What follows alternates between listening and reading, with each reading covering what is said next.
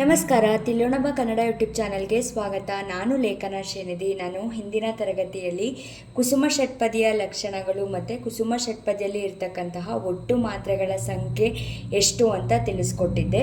ಇವತ್ತಿನ ತರಗತಿಯಲ್ಲಿ ಭಾಮಿನಿ ಷಟ್ಪದಿಯ ಲಕ್ಷಣಗಳು ಮತ್ತು ಭಾಮಿನಿ ಷಟ್ಪದಿಯಲ್ಲಿ ಇರ್ತಕ್ಕಂತಹ ಒಟ್ಟು ಮಾತ್ರೆಗಳ ಸಂಖ್ಯೆ ಎಷ್ಟು ಅಂತ ತಿಳಿಸ್ಕೊಡ್ತೀನಿ. ಭಾಮಿನಿ ಷಟ್ಪದಿಯ ಲಕ್ಷಣಗಳು ಒಟ್ಟು 6 ಸಾಲುಗಳು ಇರುತ್ತೆ. ಭಾಮಿನಿ ಷಟ್ಪದಿಯಲ್ಲಿ 6 ಸಾಲುಗಳು ಇರುತ್ತೆ. 1, 2, 4 ಮತ್ತು 5ನೇ ಪಾದಗಳು ಸಮನಾಗಿದ್ದು 3 ಮತ್ತು 4 ಮಾತ್ರೆಯ ಗಣಗಳು ಕ್ರಮವಾಗಿ 2 ಬಾರಿ ಬರುತ್ತದೆ. ಏನು? 1, 2, 4 ಮತ್ತು 5ನೇ ಸಾಲುಗಳಲ್ಲಿ 3, 4, 3, 4 ಮಾತ್ರೆಯ ಗಣಗಳು ಕ್ರಮವಾಗಿ 2 ಬಾರಿ ಬರುತ್ತೆ. 3 ಮಾತ್ರೆಯ 2 ಗಣ, 4 ಮಾತ್ರೆಯ 2 ಗಣ 2 ಬಾರಿ ಬರುತ್ತೆ. ಒಟ್ಟು 14 ಮಾತ್ರೆಗಳು ಮೊದಲನೇ, ಎರಡನೇ, 4ನೇ, 5ನೇ ಸಾಲುಗಳಲ್ಲಿ ಇರುತ್ತೆ. 3 ಮತ್ತು 6ನೇ ಪಾದಗಳು ಸಮನಾಗಿದ್ದು 3 ಮತ್ತು 4 ಮಾತ್ರೆಯ ಗಣಗಳು ಕ್ರಮವಾಗಿ 3 ಬಾರಿ ಬರುತ್ತದೆ. ಜೊತೆಗೆ 1 ಗುರು ಇರುತ್ತದೆ. ಏನು? 3 ಮತ್ತು 6ನೇ ಸಾಲುಗಳಲ್ಲಿ 3, 4, 3, 4 ಮಾತ್ರೆಯ ಗಣಗಳು 3 ಬಾರಿ ಬರುತ್ತೆ. 3 ಮಾತ್ರೆಯ 3 ಗಣ, 4 ಮಾತ್ರೆಯ 3 ಗಣ ಬರುತ್ತೆ. ಜೊತೆಗೆ 1 ಗುರು ಇರುತ್ತೆ. ಇದು ಭಾಮಿನಿ ಷಟ್ಪದಿಯ ಲಕ್ಷಣ. ಒಟ್ಟು 23 ಮಾತ್ರೆಗಳು 3 ಮತ್ತು 6ನೇ ಸಾಲುಗಳಲ್ಲಿ ಇರುತ್ತೆ. ನೋಡಿ, ನಾನು ಕುಮಾರವ್ಯಾಸ ಕವಿ ಬರೆದಿರ್ತಕ್ಕಂತಹ ಅಭಿಮನ್ಯು ಪರಾಕ್ರಮ ಅನ್ನುವಂತಹ ಪದ್ಯವನ್ನು ಬರೆದಿದ್ದೀನಿ. ಇದು ಭಾಮಿನಿ ಷಟ್ಪದಿಯಲ್ಲಿ ರಚನೆಯಾದಂತಹ ಪದ್ಯ. ಮೊದಲಿಗೆ ಇದಕ್ಕೆ ಲಘು ಗುರುವನ್ನು ಹಾಕೋಣ.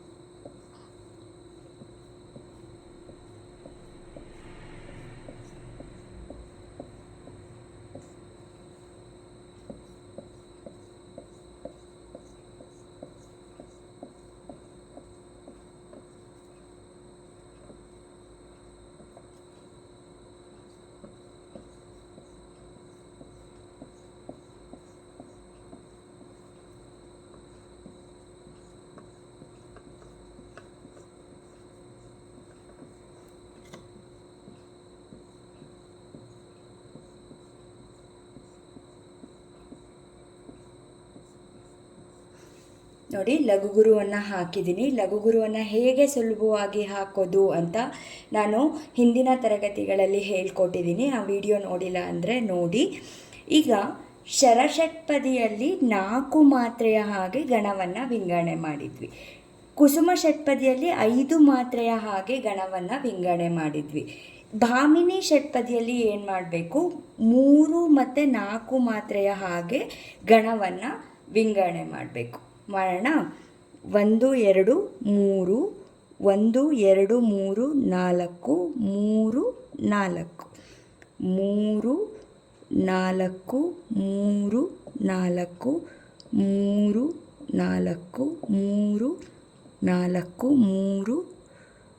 4, 3, 4, 3, 4, 3, 4, 3, 4, 3, 4, 3, 4, 3, 4, 3, 4 ಗೊತ್ತಾಯ್ತು ಅಲ್ವಾ? ಭಾಮಿನಿ ಷಟ್ಪದಿಯ ಮೊದಲನೇ ಲಕ್ಷಣ 6 ಸಾಲುಗಳಿಂದ ಕೂಡಿರಬೇಕು. 1, 2, 3, 4, 5 6 ಸಾಲುಗಳು ಇದೆ. ಮೊದಲನೇ, ಎರಡನೇ, 4ನೇ, 5ನೇ ಪಾದಗಳು ಸಮನಾಗಿದ್ದು 3, 4 ಮಾತ್ರೆಯ ಗಣಗಳು ಕ್ರಮವಾಗಿ 2 ಬಾರಿ ಬರುತ್ತದೆ. 3 ಮಾತ್ರೆಯ 2 ಗಣ, 4 ಮಾತ್ರೆಯ 2 ಗಣ ಮೊದಲನೇ, ಎರಡನೇ, 4ನೇ, 5ನೇ ಸಾಲುಗಳಲ್ಲಿ ಬರಬೇಕು. ನೋಡಿ, 3 ಮಾತ್ರೆಯ 2 ಗಣ 1, 2, 3 1 2 3 1 2 3 4 1 2 3 4 ನೋಡಿ, 3 ಮಾತ್ರೆಯ 2 ಗಣ, 4 ಮಾತ್ರೆಯ 2 ಗಣ ಮೊದಲನೇ, ಎರಡನೇ, ನಾಲ್ಕನೇ ಮತ್ತು 5ನೇ ಸಾಲುಗಳಲ್ಲಿ ಬರಬೇಕು. ಬಂದಿದೆ ಅಲ್ವಾ? ನೋಡಿ, 1 2 4 ಮಾತ್ರೆಯ 2 ಗಣ 1 2 ನೋಡಿ, 3 ಮಾತ್ರೆಯ 2 ಗಣ, 4 ಮಾತ್ರೆಯ 2 ಗಣ ಬಂದಿದೆ ಅಲ್ವಾ? ಈಗ 3ನೇ ಮತ್ತು 6ನೇ ಪಾದಗಳಲ್ಲಿ 3 4 ಮಾತ್ರೆಯ ಗಣಗಳು 3 ಬಾರಿ ಬರುತ್ತದೆ, ಜೊತೆಗೆ ಒಂದು ಗುರು ಇರುತ್ತದೆ. ನೋಡಿ, 1 2 3 4 5 6 ನೋಡಿ, 3 ಮಾತ್ರೆಯ 3 ಗಣ, 3 ಮಾತ್ರೆಯ 3 ಗಣ ಬರಬೇಕು.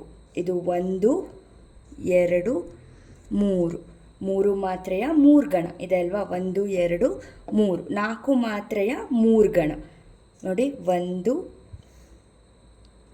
2 3 3 ಮಾತ್ರೆಯ 3 ಗಣ, 4 ಮಾತ್ರೆಯ 3 ಗಣ ಮತ್ತು ಒಂದು ಗುರು 3 ಮತ್ತು 6ನೇ ಸಾಲಿನಲ್ಲಿ ಇರಬೇಕು. ಇದು ಭಾಮಿನಿ ಷಟ್ಪದಿಯ ಲಕ್ಷಣ. ಏನು, ಮೊದಲನೇ ಸಾಲಿನಲ್ಲಿ 14 ಮಾತ್ರೆಗಳು ಇರಬೇಕು, 2ನೇ ಸಾಲಿನಲ್ಲೂ 14 ಮಾತ್ರೆಗಳು, 3ನೇ ಸಾಲಿನಲ್ಲಿ 23 ಮಾತ್ರೆಗಳು ಇರಬೇಕು. ಅರ್ಥ ಆಯಿತು ಅಲ್ವಾ? ಭಾಮಿನಿ ಷಟ್ಪದಿ ನೋಡಿ, ಭಾಮಿನಿ ಷಟ್ಪದಿಯಲ್ಲಿ 6 ಸಾಲುಗಳು ಇರುತ್ತೆ. 1 2 4 ಮತ್ತು 5ನೇ ಸಾಲುಗಳಲ್ಲಿ 3 4 ಮಾತ್ರೆಯ ಗಣಗಳು, 3 ಮಾತ್ರೆಯ 2 ಗಣ, 4 ಮಾತ್ರೆಯ 2 ಗಣ ಇರುತ್ತೆ. ಏನು, ಮೊದಲನೇ ಸಾಲಿನಲ್ಲಿ 14 ಮಾತ್ರೆಗಳು, 2ನೇ ಸಾಲಿನಲ್ಲಿ 14 ಮಾತ್ರೆಗಳು, 4ನೇ ಸಾಲಿನಲ್ಲಿ 14 ಮಾತ್ರೆ ಮತ್ತು 5ನೇ ಸಾಲಿನಲ್ಲಿ 14 ಮಾತ್ರೆ ಇರುತ್ತೆ. 3 ಮತ್ತು 6ನೇ ಸಾಲುಗಳಲ್ಲಿ 3 ಮಾತ್ರೆಯ 3 ಗಣ, 4 ಮಾತ್ರೆಯ 3 ಗಣ ಜೊತೆಗೆ ಒಂದು ಗುರು ಇರುತ್ತೆ. ಒಟ್ಟು 23 ಮಾತ್ರೆಗಳು ಇರುತ್ತೆ 3 ಮತ್ತು 6ನೇ ಸಾಲಿನಲ್ಲಿ. ಇದಿಷ್ಟು ಕೂಡಿದಾಗ ಒಟ್ಟು 102 ಮಾತ್ರೆಗಳು ಬರುತ್ತೆ. ಭಾಮಿನಿ ಷಟ್ಪದಿಯಲ್ಲಿ ಇರ್ತಕ್ಕಂತಹ ಒಟ್ಟು ಮಾತ್ರೆಗಳ ಸಂಖ್ಯೆ 102. ಇದಿಷ್ಟು ಭಾಮಿನಿ ಷಟ್ಪದಿಯ ಲಕ್ಷಣಗಳು. ಭಾಮಿನಿ ಷಟ್ಪದಿ ಅರ್ಥ ಆಗಿದೆ ಅಂತ ಭಾವಿಸ್ತಾ, ಈ ಮಾಹಿತಿ ನಿಮ್ಗೆ ಇಷ್ಟ ಆಗಿದ್ರೆ ಲೈಕ್ ಮಾಡಿ, ಶೇರ್ ಮಾಡಿ, ಸಬ್ಸ್ಕ್ರೈಬ್ ಆಗದೆ ನೋಡ್ತಾ ಇದ್ದರೆ ಸಬ್ಸ್ಕ್ರೈಬ್ ಮಾಡಿ. ನೆಕ್ಸ್ಟ್ ವಿಡಿಯೋದಲ್ಲಿ ಸಿಗ್ತೀನಿ. ನಮಸ್ಕಾರ.